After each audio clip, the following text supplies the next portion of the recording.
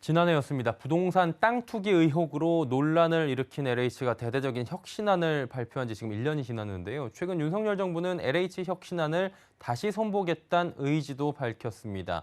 부동산부의 설석용 기자와 함께 관련 내용 짚어보도록 하겠습니다. 나와 있습니까? 네, 안녕하십니까? 예, 벌써 1년이 지난 것 같아요. 국민들이 큰 공분을 샀던 것 같고요. 일단은 여러 강도 높은 혁신안을 발표한 것으로 보이는데요. 혁신안 주요 내용부터 먼저 살펴주시죠. 네, LH는 1년 동안 투기 재벌 방지를 위한 강력한 통제 장치 구축 등 경영 전반에 대대적인 개혁을 단행해 왔습니다. 먼저 임직원 재산 등록, 부동산 신규 취득 제한, 직무 관련 부동산 신고, 부동산 거래 관련 국토교통부 정기 조사 및 LH 자체 수시 조사 등의 예방과 감시, 적발 조치로 이루어지는 시스템을 구축해 부동산 투기와 부정부패를 원천 차단하도록 했습니다. 또 2급 이상 간부의 인건비를 3년간 동결하고 경상비, 업무 추진비, 복리후생비 등 예산을 삭감하고 출자 회사 정리 등 경영 관리를 강화했습니다.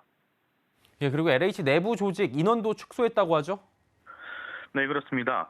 특히 본사 본부 조직을 9개에서 6개로 축소하고 20개 부서를 통폐합해 정원 1,064명을 감축하기도 했습니다. 여기에 독점적이고 비핵심적인 24개 기능을 타 기관으로 이관, 폐지, 축소하는 등 조직과 기능을 슬림화해 핵심 사업에 더 집중할 수 있는 구조를 만들었습니다. 부동산 투기 관련자는 직위 해제와 동시에 기본급의 50%를 삭감하고 기소 시에는 직권 면직을 하는 등 엄중한 인사 조치를 단행하고 있습니다. 또 취업 제한 대상을 임원에서 2급 이상으로 확대하고 퇴직자 수의 계약 금지 기간을 2년에서 5년으로 늘리는 등 부동산 투기 근절은 물론 불공정 관행과 전관 특혜 철폐를 위한 혁신안들을 추진하고 있습니다. 그러다 보니까 올해 경영 투명성, 체계적인 전략을 수립하기 위한 노력을 많이 한다고 알려지고 있는데 어떤 것들이 있습니까, 구체적으로?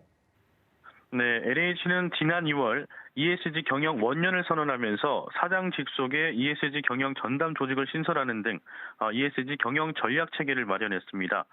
국민 신뢰 회복과 지속 가능한 기업으로의 성장을 위해서 ESG 경영 정착과 확산에 집중하고 있는 건데요.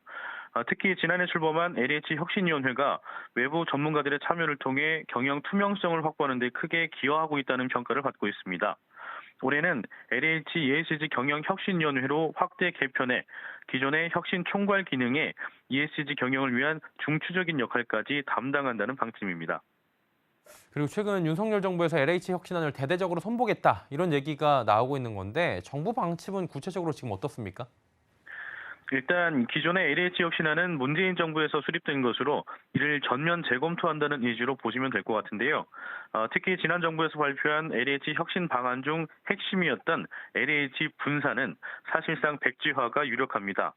국토교통부는 지난 3일 LH 혁신 점검 TF 회의를 열고 LH 분사 계획을 재검토하는 것으로 가닥을 잡은 것으로 알려졌습니다. 지난 정부에서 LH 분사 의지를 밝혔지만 윤석열 정부의 250만 호 주택 공급 공약을 위해선 LH가 필요하다는 현실론이 적용됐다는 분석이 나옵니다.